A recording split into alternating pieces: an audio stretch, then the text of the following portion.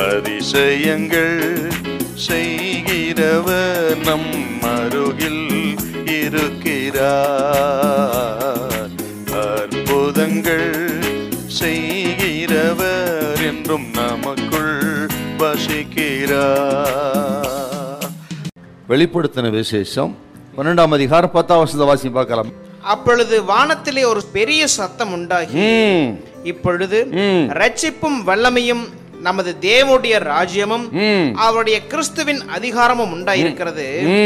இரவும் பகலும் நம்முடைய தேவனுக்கு முன்பாக நம்முடைய சகோதரர் மேல் குற்றம் சுமத்தும் பொருட்டு அவர்கள் மேல் குற்றம் சாட்டுகிறவன் தாழ தள்ளப்பட்டு போனான். சாத்தானுக்கு ஒரு பேரு, சகோதரர் மேல் குற்றம் சாட்டுகிறவன். சாத்தான் தேவனை வெறுக்கிறான் மட்டுமல்ல, அவரை நம்புகிற அவரது ஜனத்தையும் சாத்தான் வெறுக்கிறான். ஆகவே வெறுத்து என்ன செய்யறானா, அவன் தமது ஜனத்தின் மேல் குற்றம் சாட்டுகிறான். அவன் வேலையே அதுதான். நாம ஒருத்தர் குற்றம் சாட்டினால், குறை சொல்லி திரிந்தால் நம்ம சாத்தானுடைய ஏஜென்ட்டா மாறிடுவோம். ஆகவே அடுத்தவரை குற்றம் சொல்லி குறை சொல்லி சாத்தானுடைய ஏஜென்ட்டா இருக்கப்படாது. நம்ம அதுக்கு பதிலாக அடுத்தவரை குறை கண்டா அந்த பலகீனங்களுக்காக ஜெபம் பண்ணுங்க. கலாத்தியர் 6ஆம் அதிகாரத்திலே 2ஆம் வசனம், ஒருவர் பாரத்தை ஒரு சுமந்து கிறிஸ்துவின் பிரமாணத்தை நிறைவேற்றுங்கள். ரோமர் 14:1 என்ன சொல்கிறது?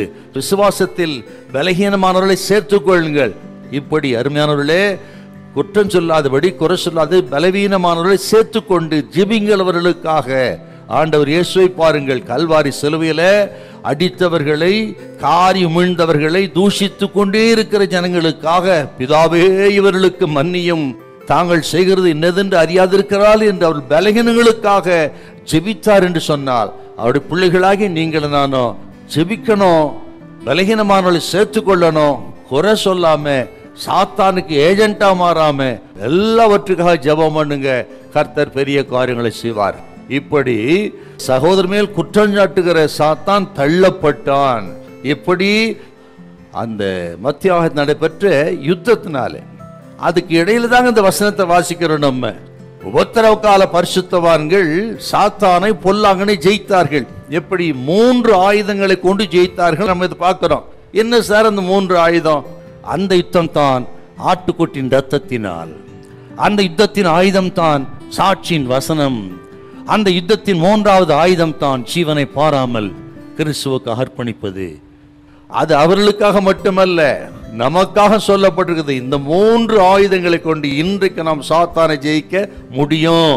உங்கள் குடும்பத்துக்கு விரோதமாய், சரீரத்துக்கு விரோதமாய், உங்களுக்கு விரோதமாய், சபைக்கு விரோதமாய் கிரீசர் எல்லாம் சாத்தானுடைய ஆவிகள் தள்ளப்பட்டு கர்த்தர் நமக்கு வெற்றியை தருவார். நீங்கள் வெற்றி பெறுவீர்கள். உங்கள் காரியம் ஜெயமாயிருக்கும். ஹல்லேலூயா, ஹல்லேலூயா.